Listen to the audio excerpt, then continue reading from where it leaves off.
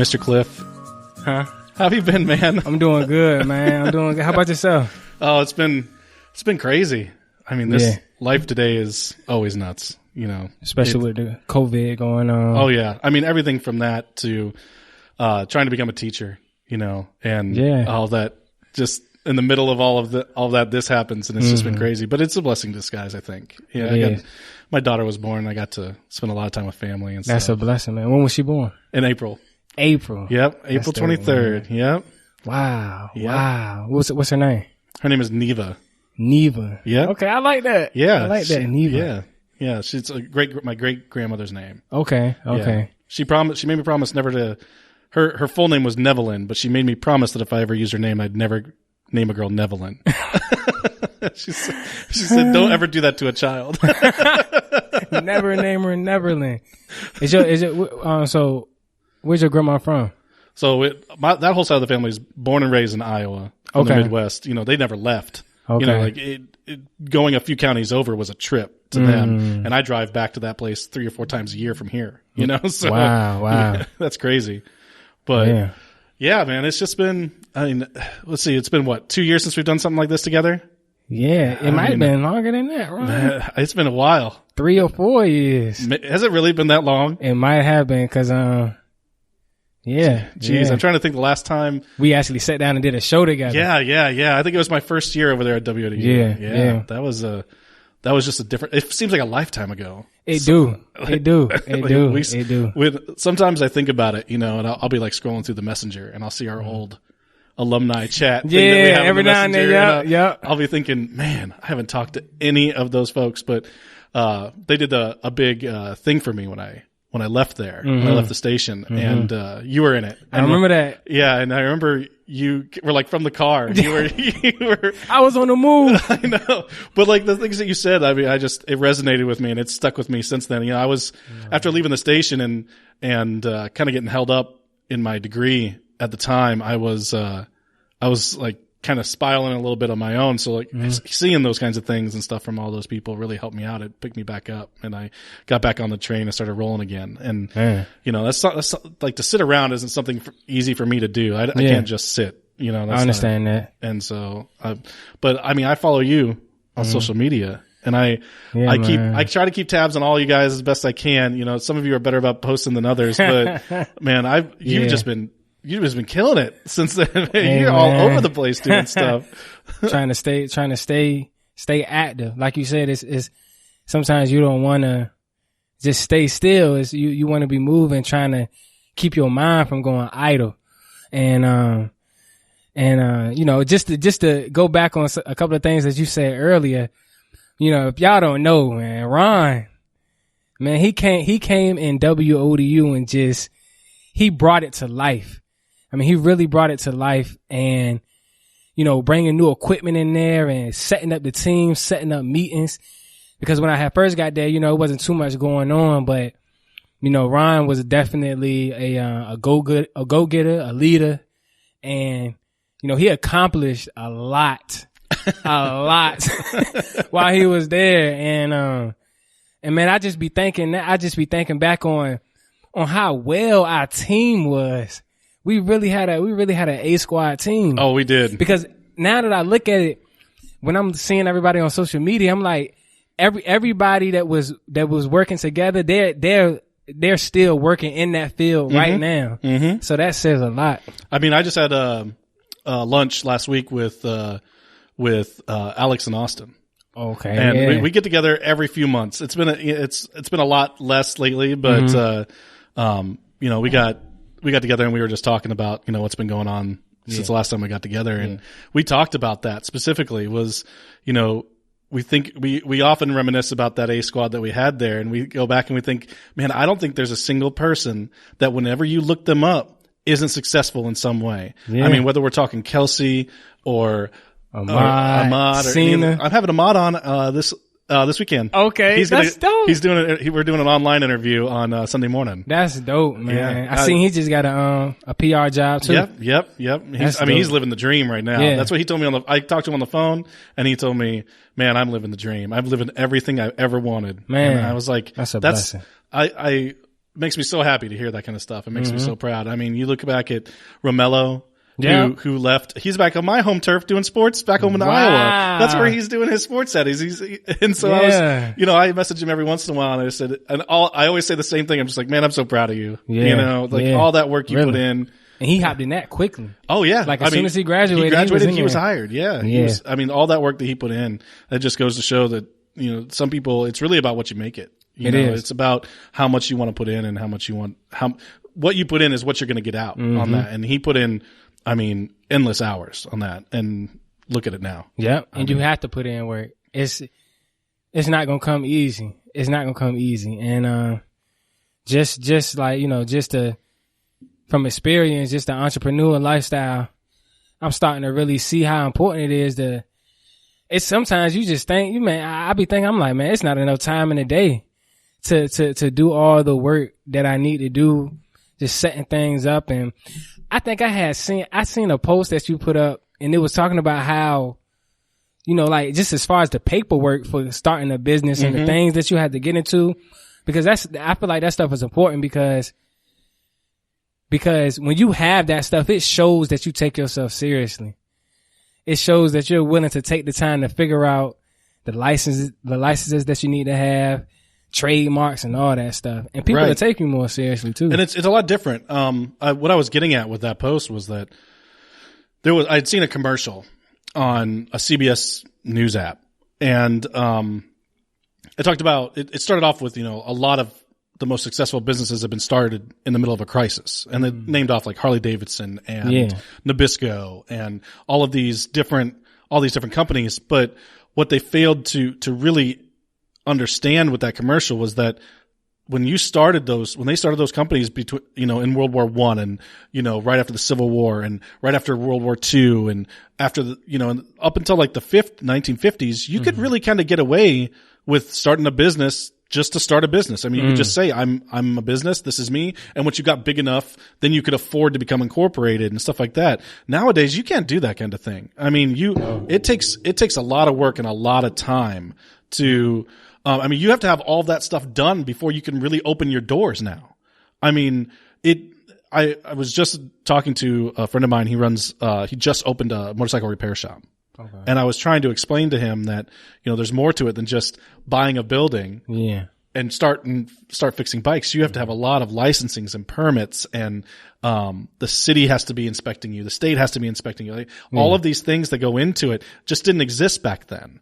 So do you think it was like that because it was just starting up, it was still building up in America how it was? I think, there's multiple factors, I think. One is that America was still a fairly young country. Yeah. Even then. And I know that doesn't sound like the 1930s, 1940s, and 50s was all that long ago, but when you think about it, we're approaching 100 years ago on that. Yeah. And I think really what it comes down to is we were still learning what it meant to be part of a capitalist society. That we were the experiment. America was the experiment. And despite all of the shortcomings that we've had as a society leading up until where we're at today, it is disingenuous at least I thought it was disingenuous for them to suggest that, some of the greatest businesses were started in crisis. Yeah, well, those crises led to the necessity for those businesses. And when those businesses came along, there just wasn't the hoops that you have to jump through now. Exactly. And on top of that, we live with 2 extra billion people since the early 1900s. And with that many people, as advanced as all these other countries and stuff are now, the market's saturated much more than it ever has been on our planet in general, when you really think about it. Because, we opened up a coffee shop. But we're in direct competition with places. Yeah. We're in direct competition with Starbucks, and we're in direct competition with Dunkin' Donuts, and we're in direct competition with all of those. And that's fine. We knew that was going to be the case, but when Harley Davidson started a motorcycle company, how many people were they in competition with? In the late 1800s? Not many. Not too many. Yeah. So that's the way I want people to understand is like, that's just not, it's not,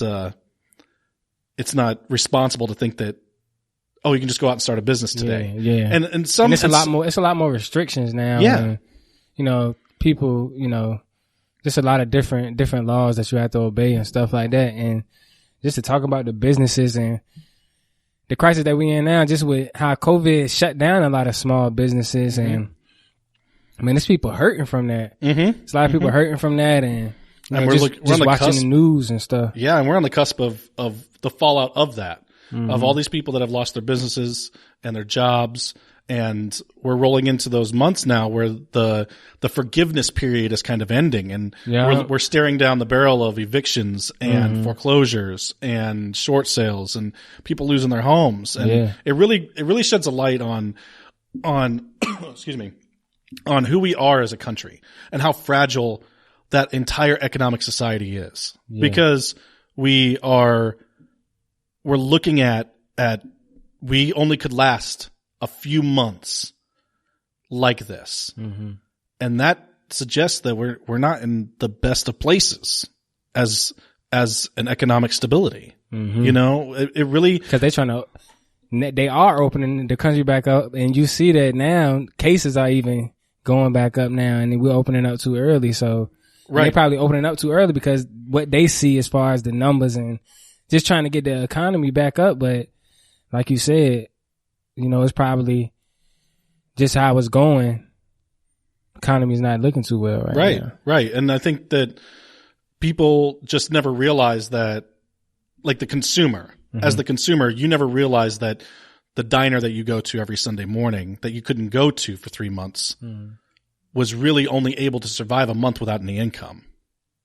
You never realize that as the patron. Yeah, you're right. And so, because a lot of stores are closing too. I can't remember which ones, but yeah. Yeah. I mean, Dunkin' Donuts announced that they're closing 400 shops. Yeah. GNC is basically closing all of their stores. Wow. GNC said that they're closing nearly every single one of their stores and moving to an online only model.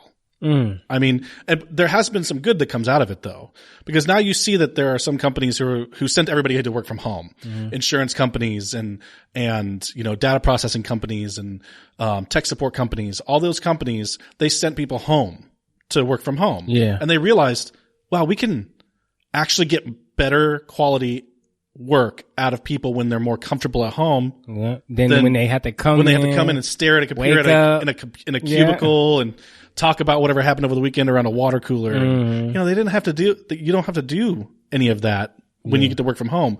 They realized that 8 hours of working from home is way more productive than the 8 hours they get out of the person that had to wake up 2 extra hours earlier to get to work and then still has to spend 2 hours getting home in traffic.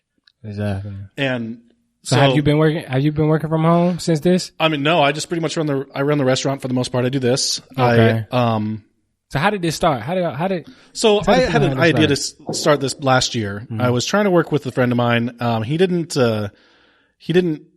He was busy then. And then as COVID hit, he was like, you know what? I have a lot of time now. So let's go ahead and get on this. So we started working it and we lined up a bunch of guests. And then right after we recorded our very first episode, the George Floyd thing happened, and he's very much into the activist scene. And so that started consuming a lot of his time. And, finally I just had to tell him, hey, I'm just going to go on without you. You're more than welcome to join me whenever you have time. But, I'm going to go ahead and move forward with it on my own. And that changed a lot of things for me because I was kind of more in the producing role. So I was just running the board and chiming in and making sure everything kind of stayed up and pulling up graphics and stuff. So now I'm trying to do that and be the host at the same time, which is always a tough thing, which Yeah, you've had to do that for plenty of years. The motive show. Oh, that motive show. Yeah. I still go back and watch some of those videos though, man. Oh yeah? Oh yeah, man. Wow. Yeah. I remember I used to, when I had the Spreaker app on my phone, every now and then I go back and listen to some of them, and man, we made some memories on that show just with, the names that we was able to interview, like No Malice, Sir the Baptist. We had a lot of people, a lot of interviews, a lot of local artists that come in there. And, but yeah, it was definitely, a blessing, man, just to be able to be in there and, just to talk with people and working with Loso. Yeah, Loso, yeah, man. He was something else, man.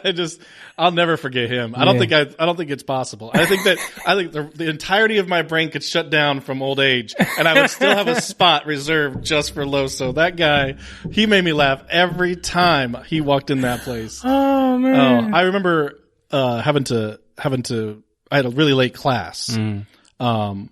And you guys' show went on, and I would hang out in the studio for about an hour into your show while I was waiting to go to class. And I would sit there, and I'd be sitting at that desk in that little room, and I'd have the TV would be going, and I'd be watching, and I'd look up, like you guys would say something, I'd look up, and I'd be like, what are they talking about? And then I'd do the same thing every single time. I'd get up, and I'd walk over, and I'd go to the window, and I'd stare at you guys. Yeah. And then you all would look up at me and smile, and I'd be like, whatever.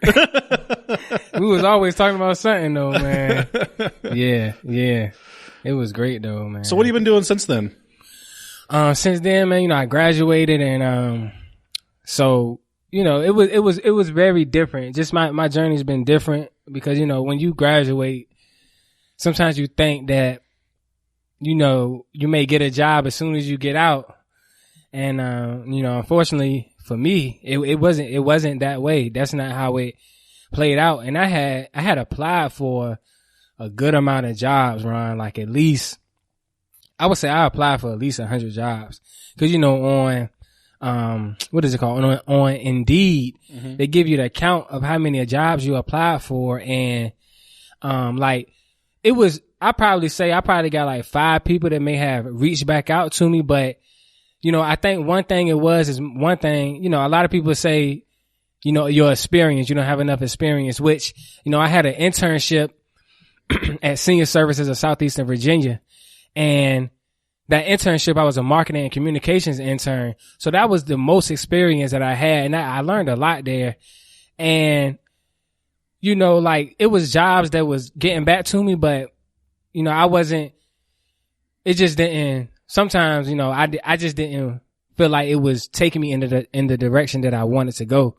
So some of them I didn't take, but from there I realized that, my company, which is Parable Kingdom, LLC, which is a media company, and the forms of media that we focus on producing is, books. I'm actually in the process of writing a book right now. It's just, getting my thoughts down about, what's going on in my life, what I'm going through, how I see the world, and documentaries, which we produced a documentary called Brotherhood in the Woods. And basically what that is about, it's about, and the church that we're at right now, we in the room, we go out into the woods, and what we do out there is, it's like a big fellowship, but we go out and learn about, how to survive just in case something, cause you just never know. You just never know what can happen. And we learn, how to build shelter with tarp and PVC pipe. I think I said it right. PVC pipe and sticks. And if you watch the documentary, it goes into all that. But we also, when we're out there, we're having competitions. We having fun together, but we had like this big feast at the end. So the documentary is on YouTube. And, so then I ended up doing a short film, last year. Yeah. You had called me for that, but I ended up, not being able to make it because, same thing with family. It's all, And my wife was, pregnant at the time, and she just wasn't doing great that night. Yeah. So I understand that. I tried, and, I did end up, you had shared the one from YouTube. Yeah. And I'd watched a little bit of some of the stuff you guys were doing. So as a Midwest boy from Iowa, watching some of the stuff that I saw on there, I was just laughing because I'm just laughing because I'm just thinking, I was thinking, man, this is like everything I learned at like 7 years old in this Cub Scouts. Okay. Yeah. But I thought it was really neat that I think like your path and where you're headed is going to be something that people should really pay attention to. You said you were writing a book, and one of the things I thought of yesterday when I was kind of preparing for this today was I was like, man, you know what? One of the things I think Cliff should do is just write a book. Wow. I thought that yesterday, and I was like, I wonder if I could get him to write a book. Wow. But now you told me you're already doing it, and that'd be definitely something like I would really like to see you do. I think it's something that you are very capable of doing. If there's one thing that I always respected, the most was your ability to write, especially with some of your poetry and your lyrics and stuff like that. It's never something I've been great at. And so to meet and work with somebody who's got that skill has always been something that's been really interesting to me. And so like, that's one of the main reasons I follow you on social media is to see the kind of stuff that you put together and put out, because I think it's just so neat. And I mean, I follow you for a lot of reasons, but one of those, I mean, I really enjoy seeing some of the stuff you put out there, and I hope you never stop doing that. And like, even if you got zero interaction from people, like, just know that there are people out there who watch it and appreciate what it is you're doing and understand, because they connect with you on a level that a lot of people don't seem to grasp. Everybody wants to connect with like that celebrity. They want to be Kanye, or they want to be, they want to be Matthew McConaughey, or they want to be Katy Perry, or, any of these. They want to be those people. They want to see they want to be the people that they see on TV and they see on the red carpet, and instead of being, and they don't really know who those people are, because those people, when they're on TV and they're in the movies, even when they're doing an interview on Graham Norton's show or whatever, those people aren't really them. They're not being them. They're being who the media company wants them to be. They're being who the studio wants them to be. They're being who their label wants them to be at the moment. They're not being themselves. I mean, one of the things, a lot of people used to give Britney Spears all that grief for when she kind of had that breakdown and went, and according to everybody else, went crazy. But really, when you really break it down and you think about it, that's somebody who was hurting. Yeah. And what she did was be who she thought she needed to be in that moment. So if anything, that was a pure glare into who she was as a person and what she was going through.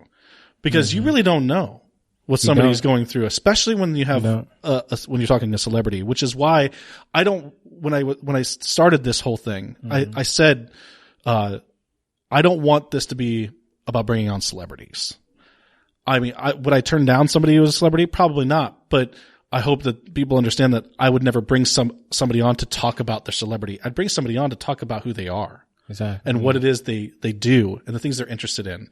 So when I bring on somebody that's an author, I'm bringing them on not because I really necessarily want to discuss their process or anything like that. I want to discuss who they are, because that gives a better insight into what you're reading. Yeah. When you read their book or you read their articles, it gives you a better insight into why it's set up this way. Why it's when you read it in this tone. Yeah. And maybe it changes, and maybe it changes the way you view that person. Exactly. And that's another thing that I'm glad that you reached out to me to come up here and to be able to talk and to tell my story, because I feel like, some people may judge my music. Some people may feel like my music is, just not where it's at. So, but I feel like when I'm able to tell what it is that I'm talking about, like if somebody asks me about some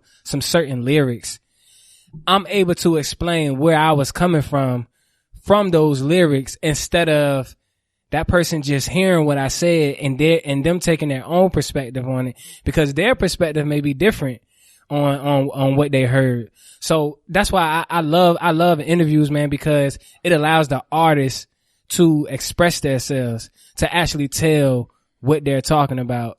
And just to hop back into, the projects that I've been working on, I just put out an EP with 4 songs called Patterns of Thoughts.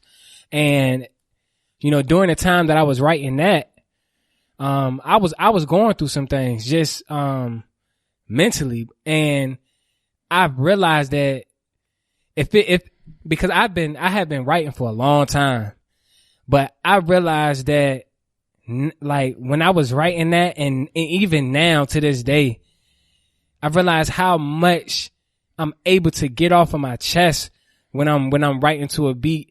And I'm able to express myself and tell, because when I'm writing it, I'm really putting my heart into this song. I'm really telling you who I am, what I've been through, what I've been hooked to, just as far as strongholds.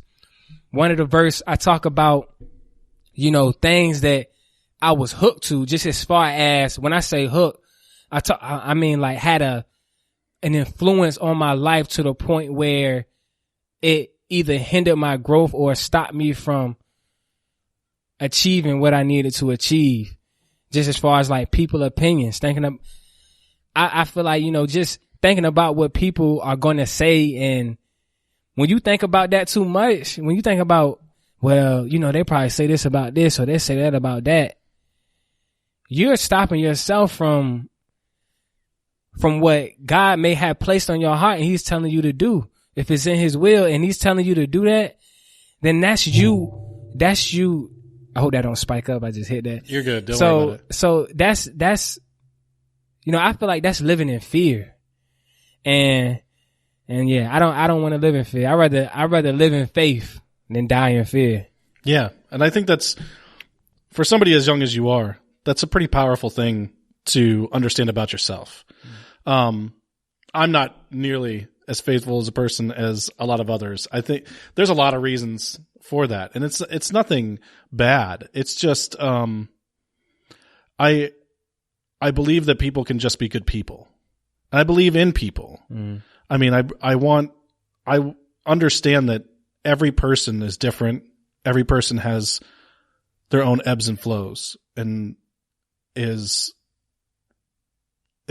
broken in some way. Mm-hmm. Yeah. It has healed and those scars create, who you are. And when you look at that person in the small capture that people often do when they look at a person, they're looking at the moment when somebody was angry, or they're looking at the moment when somebody did something great, or they're looking at the smallest sample size of that person and not really thinking about who they are as a whole. And I think that most people, I won't say all, but I think most people inherently are good people. I don't think that there are very many evil people out there. There's, you know, just pure evil in the truest sense of the form. When I think about like the most evil people, you think about like, you know, Jeffrey Dahmer and serial killers and you know, stuff like that. But I don't think that there's. I think that there's. I try to be an optimist in the way that I want everyone to really, before you take that judgment and you pass that on that person, to really step back and look at the whole picture. I use an example from years ago now, but I was in the airport. I was still in the military. I was in the airport, and my flight had been canceled, I think, for the third time. And I was just like, man, I just want to get home. Like, this is awful. I've been stuck in this airport for 10 hours, and I'm going to be stuck here for another 4 hours. And then, you know, time comes around. Finally, I'm getting on the flight, and I see this woman, and she's got 3 kids with her. And, you know, she grabs, you know, the kids are restless because kids get restless. That's what they do. They get, especially small kids. And she grabs this kid, probably was like maybe 5 or 6 years old.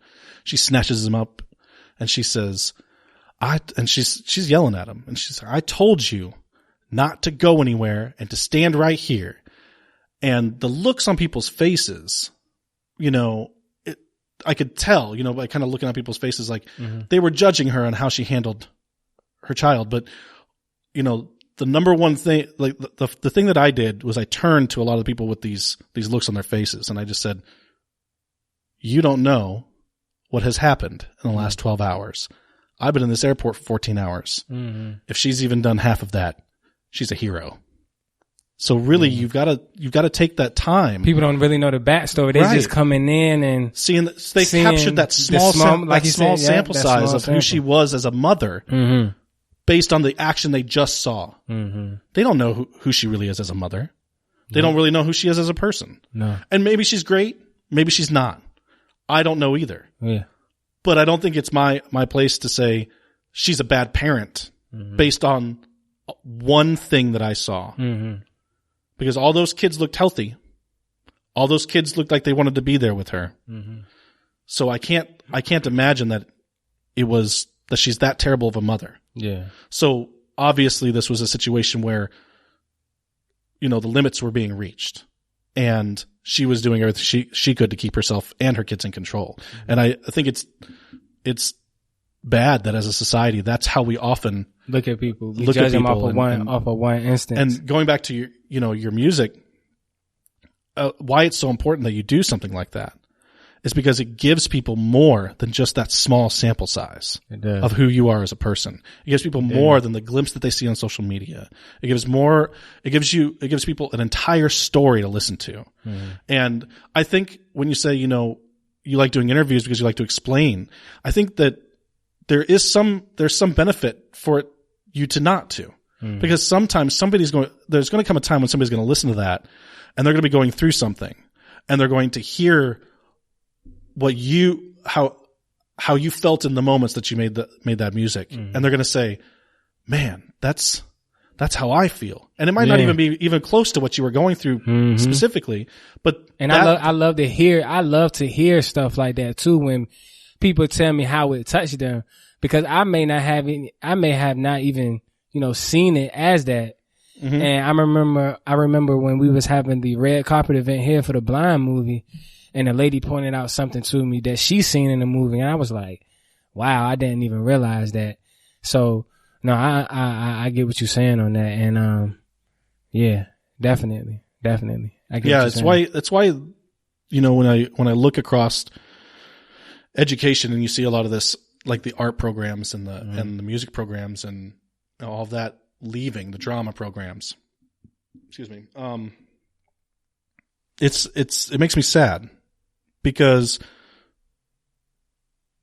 it really shows that we're not placing enough emphasis on healing, because those things allow people to get their emotions out, allow people to heal. Stuff. Yeah.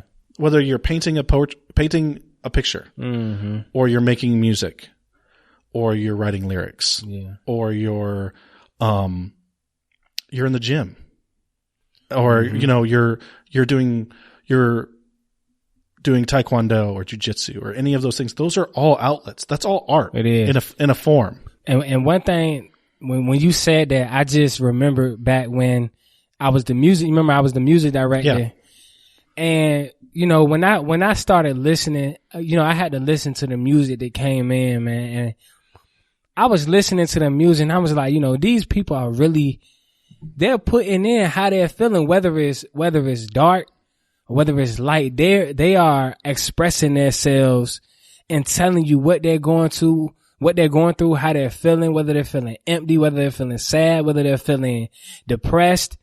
And, it allows them to express themselves. And that's another thing that just with my company and Parable Kingdom, I want to be able to, these people that may be going through things, I want to be able to, maybe even like sit down and talk to them one day and be able to, if they have questions about my music or I have questions about their music, some lyrics and stuff like that, I'm able to, we meet up in the journey and we talk about whatever it is that we need to talk about.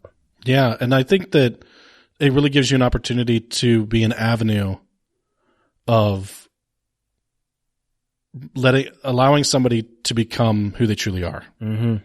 There's so much intrapersonal secrecy. I don't know if it's inter or intra, but there's so much that people hold inside when they're working a job at Harris Teeter, or they're working a job as a janitor, or they're just a lot of times that art is a secondary part of their life.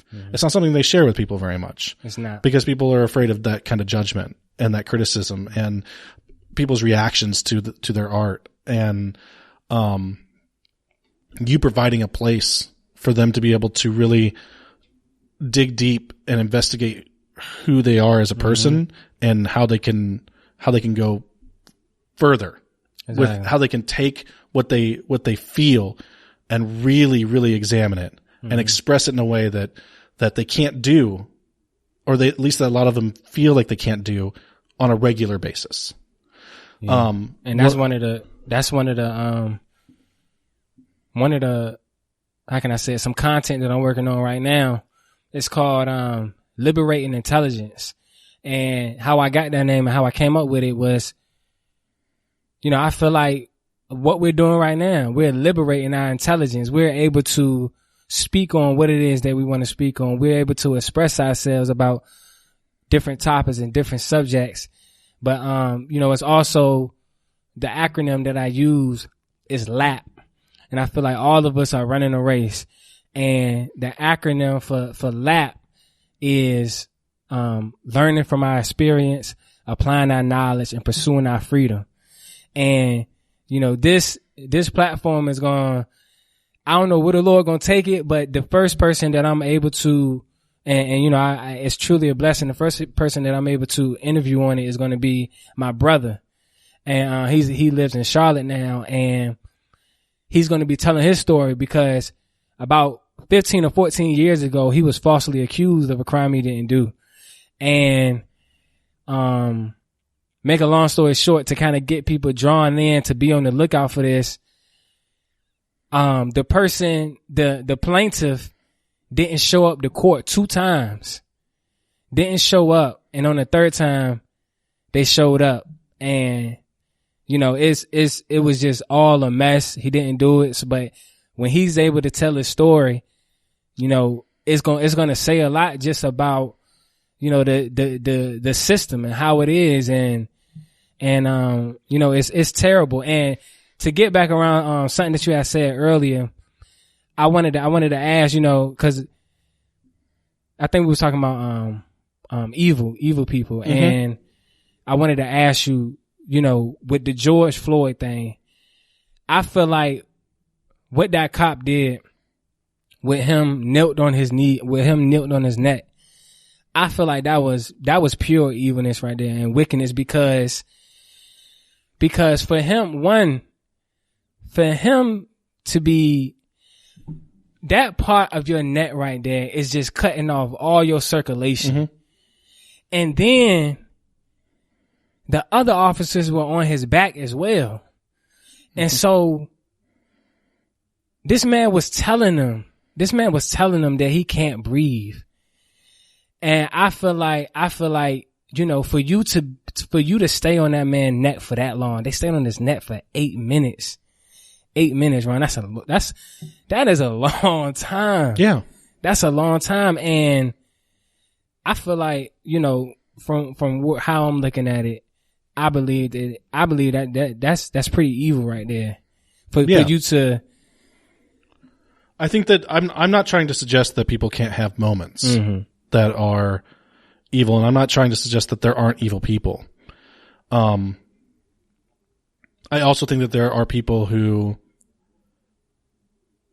are, in, for lack of a better term, broken. And I think that definitely. Sometimes we as a society confuse broken people and evil people. Mm. And I think what that officer did to George Floyd is pretty terrible. And I think it's inexcusable. I mean, there's no way to, and I think it's an evil moment. And I don't know him as a person, and I haven't, I have very intentionally not tried to investigate who he is as a person, because I know that what the media is going to do to him. Oh yeah. And there's just no getting around when you look at a lot of the facts around the case where they had worked security together before. The officer that was on the call at the time? Yes. And then they had that officer that was leaning on George Floyd knew him. Mm. A lot of people don't realize that. But if you go back, like, they had altercations before. Mm. And that should be a red flag for anybody. And if they've interacted before and those interactions have been negative, why has no one talked about any of that? Mm. Why? Because that gives you a little bit more insight into why the actions that were taken. And no one needs to die over a bad check. Yeah. No one needs to die over throwing a sandwich in a cafeteria. Mm-hmm. No one needs to die for selling cigarettes on the street. None of those things should ever happen. Mm-hmm. Ever. You should, and anybody who thinks that there's even a small amount of culpability that is on the victim doesn't understand what it's like to be in that position. I don't understand what it's like to be in that position. I've never been in that position before. Mm. There are a lot of people that I'm going to talk to over the next few weeks that have been in that position. And I'm sure your brother's been in that position. Mm-hmm.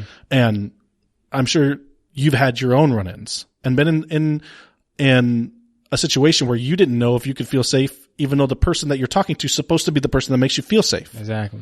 And I think it's sad that we live in a world where, and it's hard for me to comprehend. So I grew up in Iowa where 95% of the people are white farmers and the other 5% are Mexican farmers. Wow. Wow.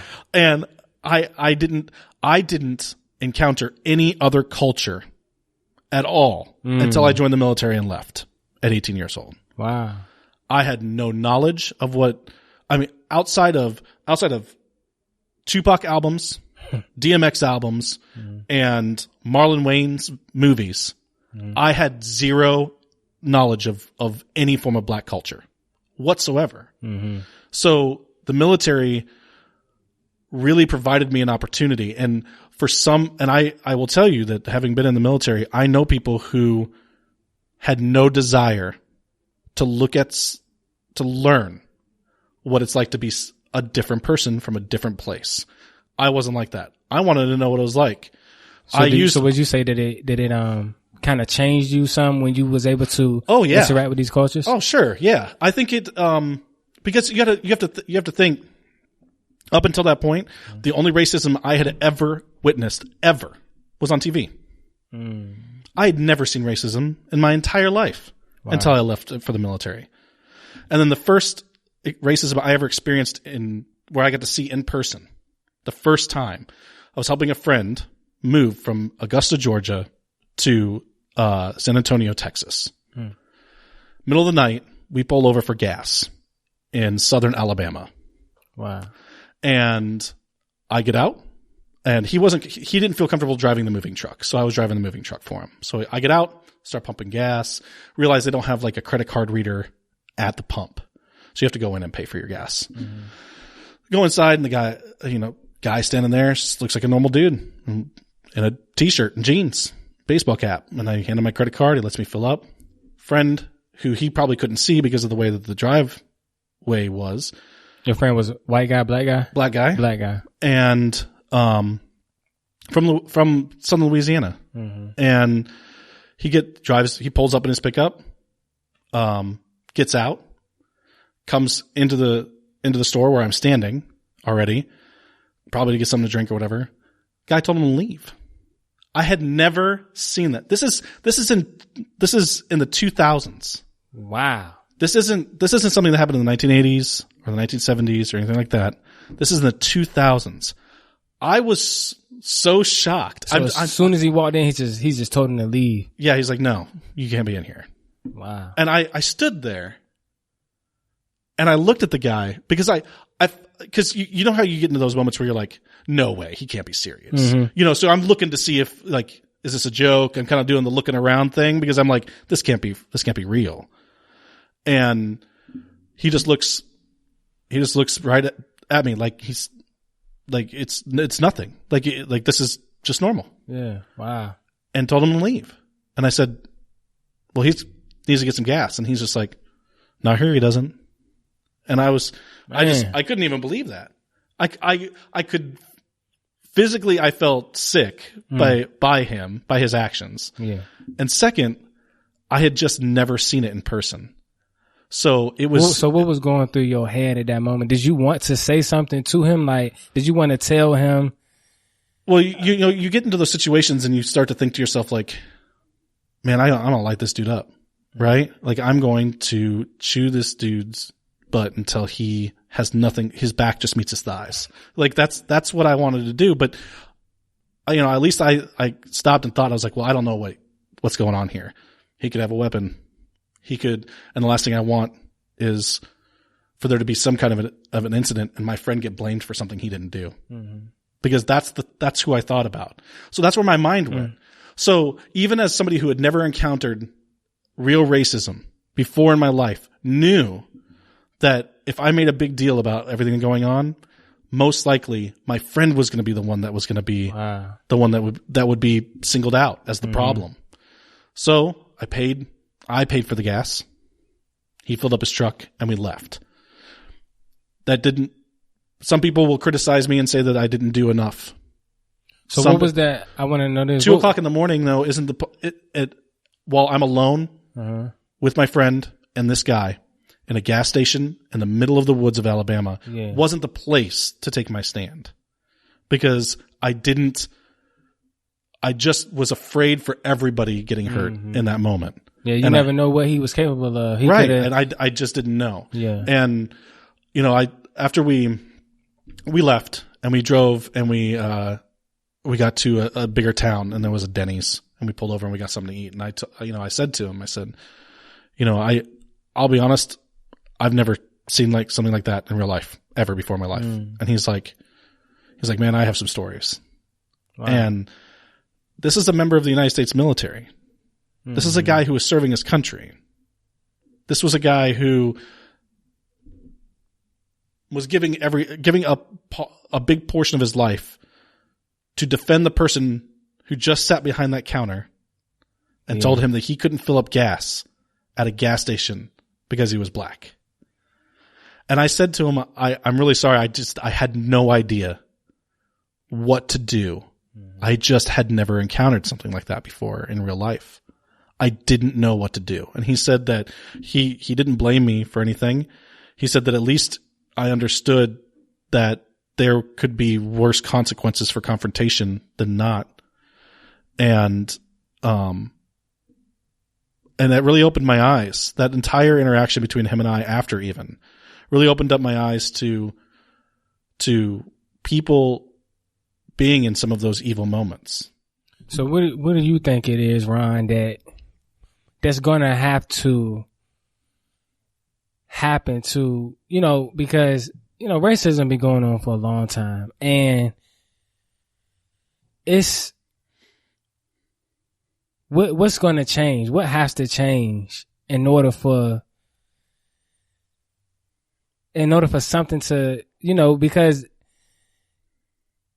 I'm going to just speak on, just racism in itself it's something that's, I feel like it's a matter of the heart. Mm-hmm.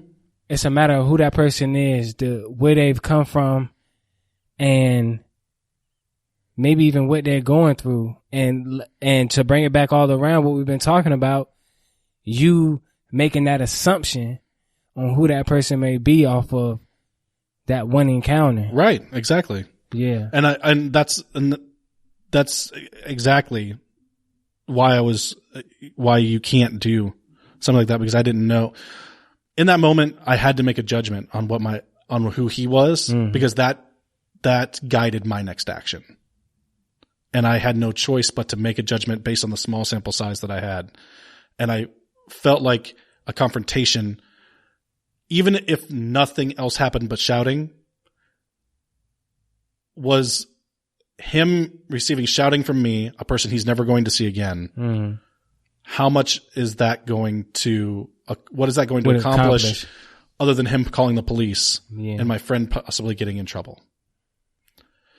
So that's what it comes down to. And for me, so after I joined the military, it wasn't a matter of somebody being different than me. It was a matter of learning where my place was in a world that's much different than what I had encountered up until that point. So I really believe in the whole America is a land of very different people, and that very different people bring very different things, which provide a very different experience. And that creates ingenuity and ideas and, creativity and music and art and, comedy and, the newest invention. You know, some of that stuff, it's like we just wouldn't have that without the melting pot that we have. Yeah. So True. I just never looked at people as anything other than people. Yeah. Yeah. I've never been the kind of person who thought I need to cross the street. I've never been the person who thought, oh, his windows are dark, he must be hiding something. I've never been that person because I like tinted windows. I didn't know I liked tinted windows until I got into my friend's car and I was like, wait, you can do this? I was like, wow, this is crazy. I was like, I can just put like stuff up here and he's like, yeah, man, that's everybody does that in Atlanta. And I'm like, well, I guess I know what I'm doing on Monday. You know? Yeah, tinted windows. My Chevy Lumina had tinted windows, you know? So, but I wanted to be somebody who understood people. I just wanted to learn about the person and about who they were, where they came from, the challenges they had, and what it has meant to become who they are in the moment that I get to talk to them. And so why there are people that feel it's necessary to, for lack of a better term, separate people into these smaller groups doesn't make any sense, because as a people, we have to work together in order to be successful. So when you see all the stuff that you see going on in the news, those small clips of people sometimes in those evil moments, it really makes me wonder, like, what brought that person to that point? What made that gas station attendant not want to let my friend fill up his truck? And if I had had 2 hours of the time, I probably would have asked them that question. Why? I mean, asking the word why was probably going to get a simple answer from somebody who has that mindset. But I mean, I would have gone more in depth into what do you mean? Yeah. What do you mean he can't fill up his truck? Like, why? He's got money and you want the money. Just take the money, you know, like, I get what you're saying. So like, to me, sometimes it just makes no sense. I can't wrap my head around somebody who is being racist, because racism makes no sense to me. Like, obviously I can define it and I can see it and I can understand, you know, when somebody's being racist or somebody's not being racist, but the people that are being just inherently racist, just predeterminately racist. And I think I can't understand that, because I just don't. That person has been failed to the point that they are now standing in front of me. That person has been failed by somebody, whether it's parents, a school system, leadership, a church leader, whoever that is. That person has been failed, because if they hadn't been failed, they would understand that that the other person's a human. That's just, you're a human being. I'm a human being. What's the difference? Let's get along. Yeah. I don't get that. And so when people are like that, I don't get angry, because I can't be both confused and angry at the same time. Not in the way that people are hateful. I get confused by that, because I'm just like, it leaves you wondering, why are you like this? And it really confuses me. And I think that, to answer your question, when we get to a point, you know, what is it going to take? And in all honesty, you have to tackle the roots of the problems. Have to. Like, you can't tell people that are racist. Some of them don't even know that they are, to not be racist, because that is in my opinion, one of the most learned behaviors.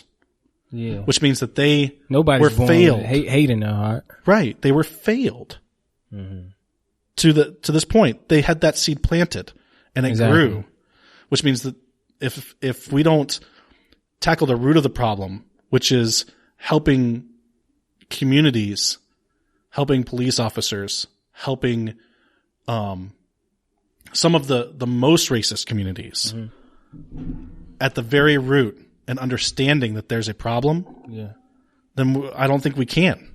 And I believe, I believe I am a Christian. As a Christian, I believe that that's a part of our ministry, to be able to talk to people and get to know who they are. Because now, just giving my backstory on how I viewed before I was saved and how I viewed Christianity, I just seen it as I didn't believe, I didn't have faith, I just started with people that were joyful and didn't realize the sufferings that they had been through. But I see more now that when you get to know a person and you know where they come from, the more that you're able to talk to somebody and see who they truly are, see what their background is, see how they were raised, see what they went through, how their parents treated them. Because, what they're going through in a house is like even more effective on their mind and can take people through mental illness.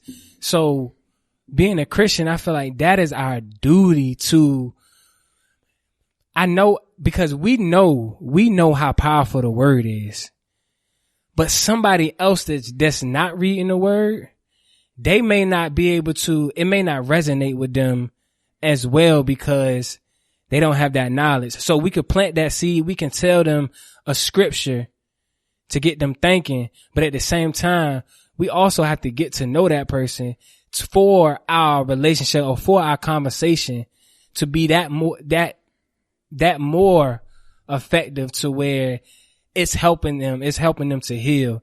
It's helping them mentally.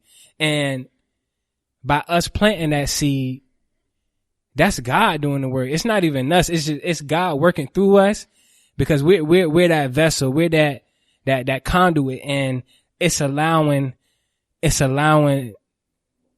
God's power to work through us and to help that person out. So like you said, man, I really understand where you're coming from when you say just getting to know a person, getting to know people.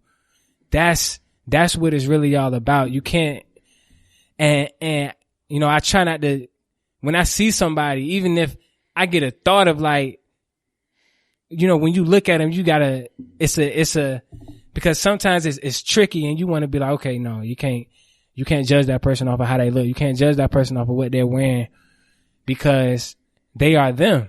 Right. And if I try to make an assumption up in my head about who they are, I'm wrong. Right. I'm wrong, and I'm wrong right then because I don't know.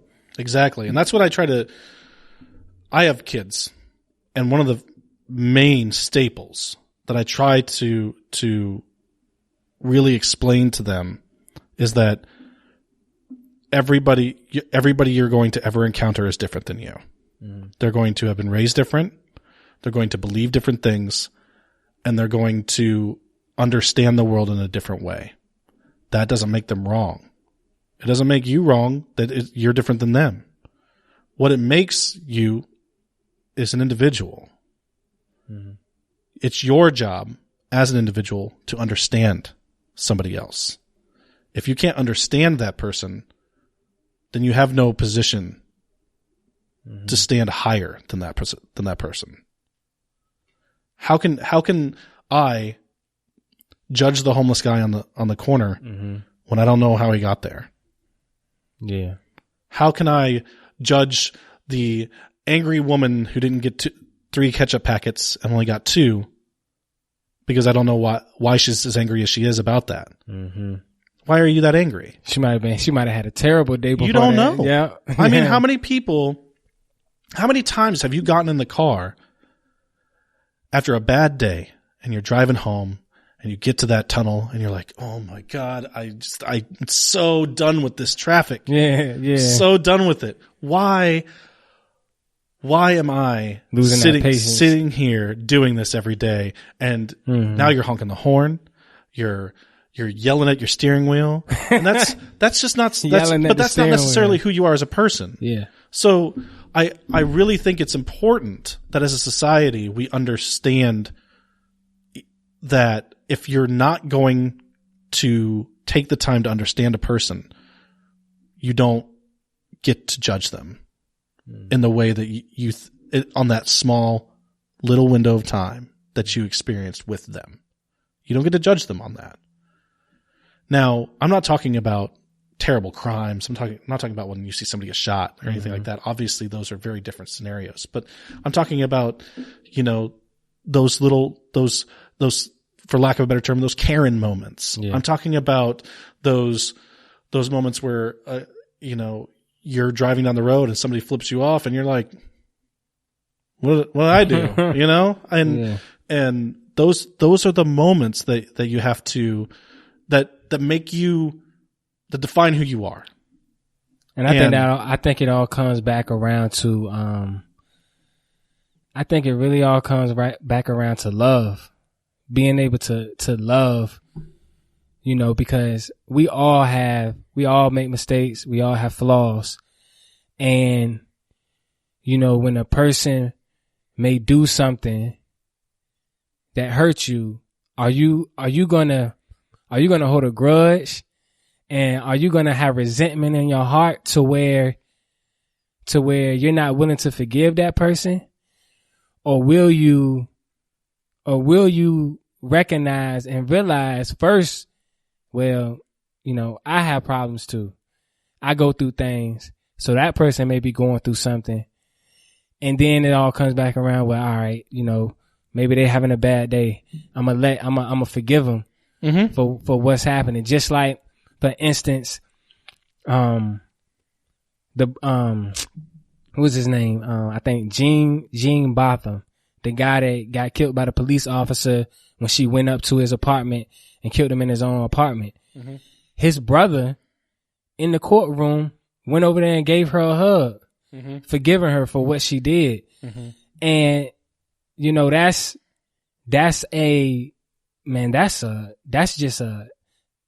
that's a loud action right there. It speaks volumes for him to be able to give her a hug at that moment and forgive her for what she did. Cause she, it was just a very different event that happened right there. And I feel like I said, it all comes back to love and being able to forgive that person for what they did. Mm-hmm. I think that's a big part of it. Yeah. When I talk about understanding somebody, for me, it's withdraw. If you're able to withdraw that judgment of that person and just take in, whether it's listening to them talk or really, really looking at somebody.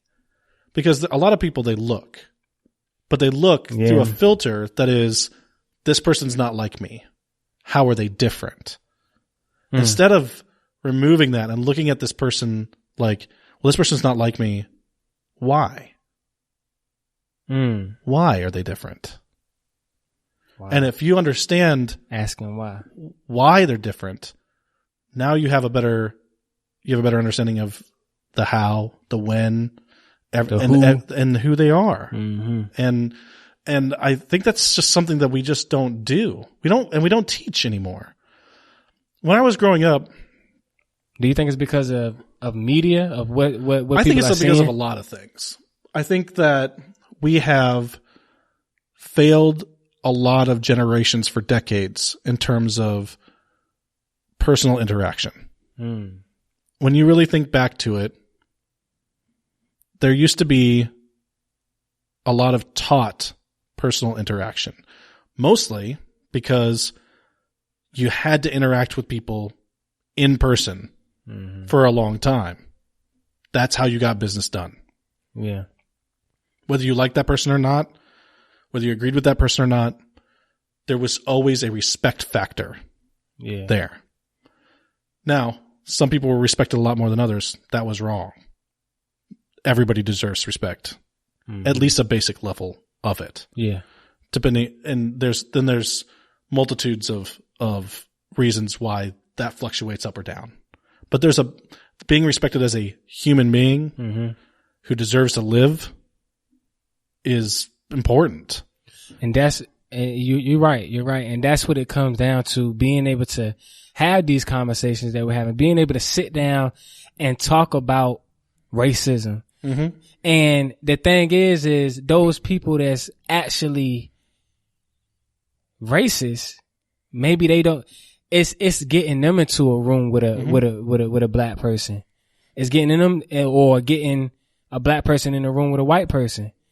And I believe if we can actually sit down and have that conversation, then that'll change minds. That'll do great wonders and great works, because it's actually a show that a football player has called Uncomfortable Conversations with the Black Man. Mm-hmm. Now I seen part of it, the episode, but he was talking to a white family. It was they had, I believe they had about, I think 4 kids. They had 4 kids and they all came in there,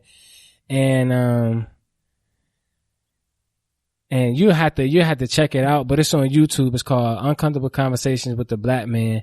And the youngest out of the children asked the guy, was he afraid of white people? And, you know, he came back with a great response. And, but that's what it all comes down to, us being able to sit down and talk, and being willing to talk, being willing to have these uncomfortable conversations, because after a while, they'll become comfortable. I believe. I have hope. Do you know who Daryl Davis is? No, I don't. Okay, so Daryl Davis, he was a pianist, black pianist, and he has been credited with converting 200 KKK members. And he's made it pretty much his mission, and turned his focus towards, you know, converting them to, you know, giving them an education into why they are the way they are, and why there are alternative ways of thinking about other people. Mm-hmm. And he really, I read a book, his book, and it's very interesting. And it really changed my perspective on how we can interact with every person that we encounter. And a lot of the things I've been saying, you know, about understanding the person and where they came from and how they got to where they are at this point, is a lot of the things that he does. He wants those people to feel like they have a voice with him, because we've become so divisive on the issue of racism that nobody listens to each other anymore. You're either racist or you're not racist. And if you're not racist, you're in this camp. And if you're racist, you're in this camp. And there's no talking. Like, do you imagine a time or a place where people that are just racist, not because they hate or anything like that, but they were raised a specific way and they thought that this was the way that it is. Yeah. How many times have you met somebody who hadn't heard an artist or had never seen this movie? They went their whole life and they didn't even know this thing existed. Mm-hmm. They didn't know that, you know, or they didn't know that this ingredient was in one of their favorite foods. Mm-hmm. Oh, I was told I was allergic to this my whole life.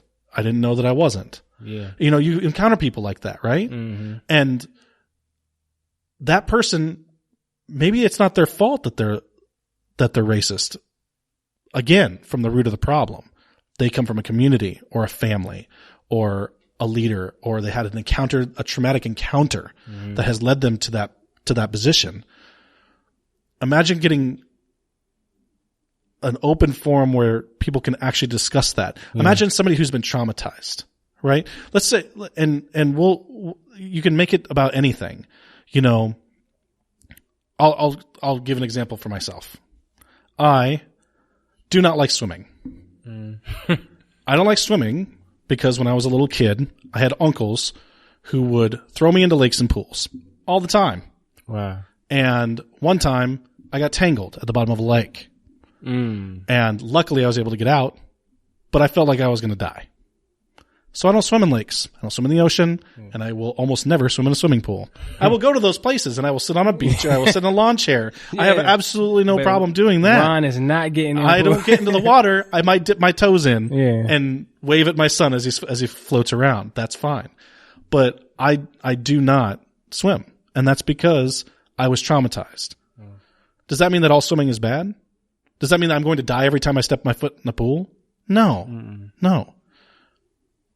If I went to counseling and I had somebody help me through that situation, and now I will go into the water at the beach. Yeah. Now I'll go through those things. Somebody to help you talk to Right. and get through that. Imagine providing somebody that is racist just because of where they're from and because of the community they lived in and because of the people around them. They don't even really know why they're racist. When you ask them why, they don't really know. Mm-hmm. They just know because that's what dad said, or that's what grandpa said, or that's what the community does. That's what they've been saying their whole life. And imagine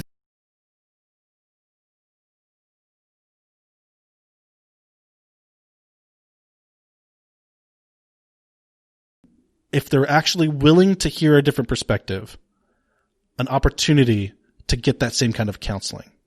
Yeah. And to understand that. That's what Daryl Davis does.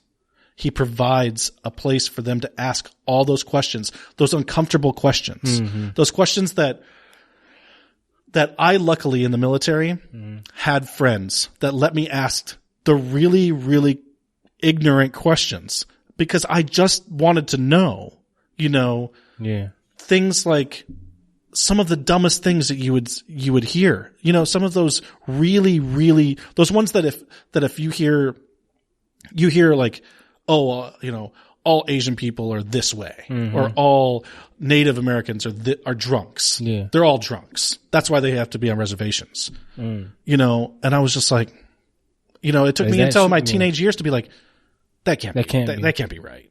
Now, luckily I was able to kind of break out of that and been like, okay, I need to ask some questions. But not everybody has had that opportunity to think a different way and be like, you know what, maybe I should ask a question. Yeah. What we need is we need the people like you and the people like Daryl Davis that are willing to sit down and when I say something that is ignorant because I just don't know, that there's a difference between just not knowing and doing it on purpose. Yeah. And there's so many more people that are just ignorant and that lean into the racism than are hateful and lean into the racism. They're there because somebody hateful drew them there. They probably wouldn't have to stay there all the time if they just if they just let themselves be opened up to a different perspective. Exactly. And that's what I want to provide for everybody. It's just the opportunity to sit back and really gain a different perspective of something, because I feel like that could heal our country, our society, our communities more than anything else. Is to just understand that, yes, there are the same amount of people. There are more white people arrested every year than black people. That's a great statistic that they like to throw around. I hear that statistic all the time. And I said, okay, great, but there's more white people. So of course if you have more of something, more of that's going to happen. I step on Legos in my house more than any other toy. You want to know why? Because there's about 1 billion Legos in my house as opposed to the other toys. Yeah. Now that might seem like a crude analogy, but that's the truth. The problem isn't the amounts, it's the severity. It's the severity. When a white person gets arrested for possession of marijuana, a small misdemeanor charge, they are often dealt with in a much different way than a black man. Yeah. And that's where the problem is. The fact that two people of different color could go to court for the exact same charge and one person walks out with 3 years of probation and one goes to prison for 5 years is a problem. Yeah. And I'm not trying to ask for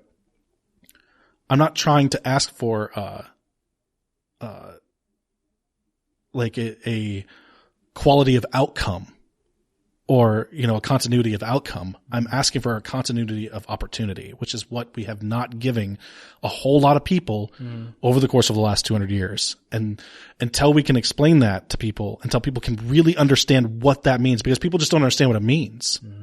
If people really understood what they mean, they wouldn't feel the way that they feel a lot of times. I just want, people to understand that we don't, that I want everybody to be looked at like a human being, because that's how I believe everybody should be looked at. Exactly. And you shouldn't be judged by what you look like, but by your actions. Exactly. That's how I judge people, is based off of the entirety of their life, that led them to this point.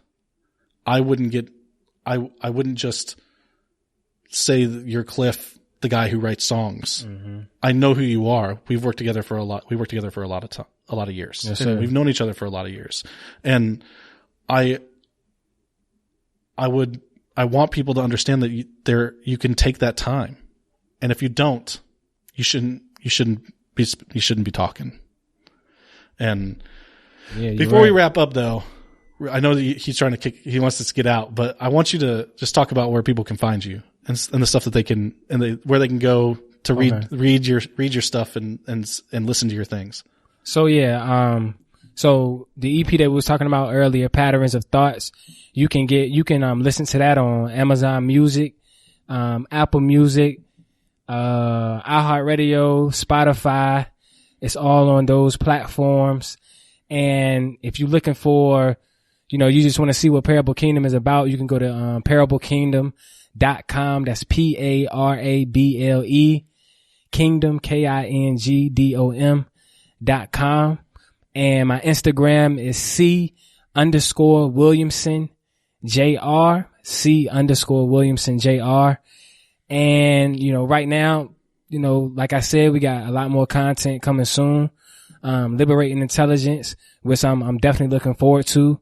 And I'm also working on another EP right now, called Best Regards. And, that's going to be I feel like on this one, I'm able to even get more into my story. I have a track called Vindicated. So I'm able to get more into my story and some things that I've been through. And I'll be shooting a music video for Falsely Accused too. And my brother will be in that. So all of that is coming. It's in the works. I'm not going to give a date just yet. So make sure you stay tuned. Make sure you, just stay updated. Turn on those notifications for Instagram, Facebook, and subscribe to the YouTube channel to be informed on, when I put something up there, because YouTube, if it's on YouTube, it's going to be good content. Yeah, definitely. Yes, I'm excited to see where you're going. I don't think people, have discovered you enough. And I think you need a lot more exposure than what you've gotten so far. Appreciate that, Ron. And I think you are one of the most interesting and amazingly driven people that I have ever met in my life. Appreciate it. And,